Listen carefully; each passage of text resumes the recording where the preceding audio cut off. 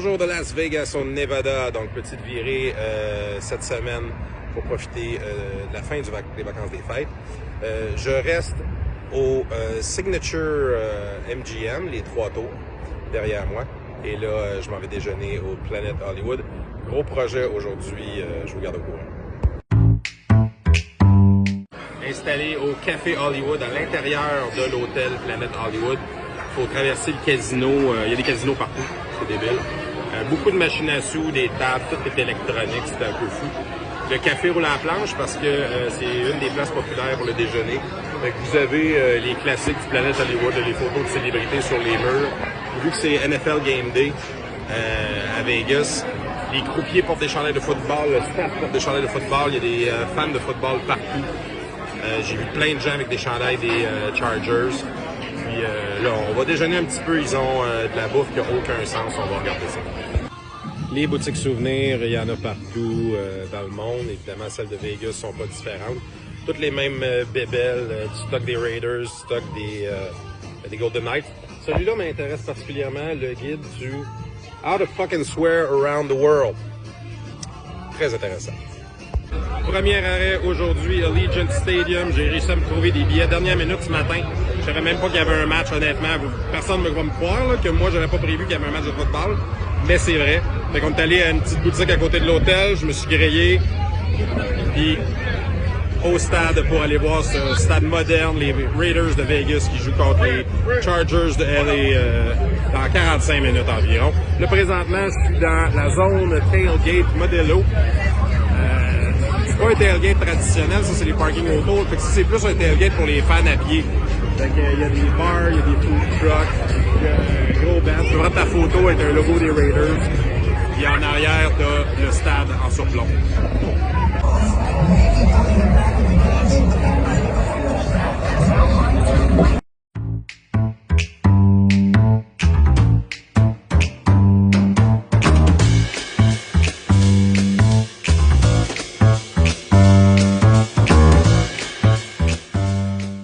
OK, troisième tentative pour rentrer dans le stade. T'as le droit de te promener avec ta bière, mais t'as pas le droit de passer la porte.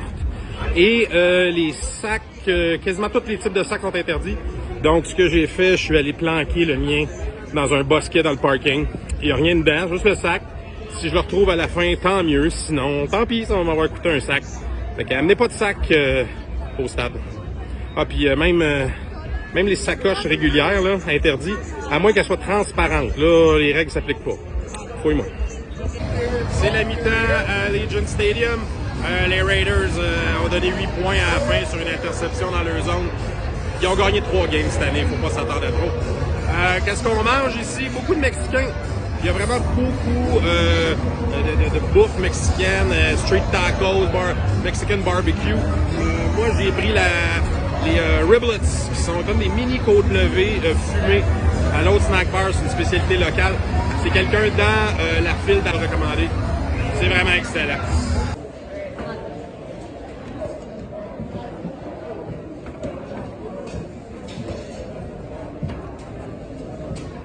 Du stade un peu avant la fin, éviter la foule. Je vais essayer d'aller récupérer mon sac, voir s'il est encore là. Petite note, Allegiant Stadium, c'est le fun. Très moderne, mais si vous voulez de l'ambiance, du caractère, c'est vraiment pour les loges. Il y a beaucoup de loges. Il y a beaucoup de zones VIP en dedans du stade, donc ça prend un billet pour ces sections-là pour pouvoir rentrer. Les clubs, fait que si vous êtes capable d'avoir des billets clubs, pas chers, ça vaut vraiment la peine parce que c'est pas juste des bons billets dans le stade. Ça vous donne accès à un paquet de zones de bars, restaurants. Le reste est très cool, mais c'est vraiment juste une rotonde avec des concessions gauche-droite, comme on voit dans toutes les arénas. Alors que vraiment les espaces pub, les ambiances plus cool, c'est à l'intérieur des sections club. Mission accomplie, je l'ai récupéré. Fait que si jamais vous venez à Allegiant Stadium, vous voyez un transformateur, vous pouvez cacher votre sac dans le bosquet. En tout cas, aujourd'hui, ça a fonctionné. Fait que je récupère mon sac, mon selfie stick. Ah oui, parce qu'il n'y a pas de selfie stick dans le stade non plus. Il faut vraiment avoir des petits sacs, là, de la grosseur d'un portefeuille ou transparent. En tout cas, regardez les informations avant de vous présenter. C'est vraiment chiant. Donc là, je suis à l'intérieur de l'hôtel Casino Luxor. J'ai réussi à me faufiler au 7e étage. Ça prend une carte de chambre, mais j'ai juste sneaké quelqu'un dans l'ascenseur. Et dans le fond, ce que vous voyez, c'est ce qu'il y a au milieu de la grosse pyramide qu'on voit de l'extérieur. Tout est en angle, c'est un peu bizarre. Tout est décoré égyptien, c'est la thématique. Quand vous allez sur l'espèce de niveau supérieur, là, vous avez des décorations égyptiennes, vous avez un paquet d'expositions, des salles de spectacle, des restos, des bars, ça finit plus. Premier soir sur la Strip à Vegas, je suis en avant du New York. Pub irlandais, c'est le fun, tu peux te prendre une petite pinte de Guinness puis partir dans la rue avec. C'est vraiment spécial pour ça, Las Vegas. Donc sur la Strip, la noirceur est tombée, les lumières sont sorties. Je suis donc entre le New York et le MGM Grand. Il y a encore David Copperfield. Je savais pas qu'il continuait à faire des shows. Il y a beaucoup de vieux artistes qu'on pensait disparus qui sont encore ici.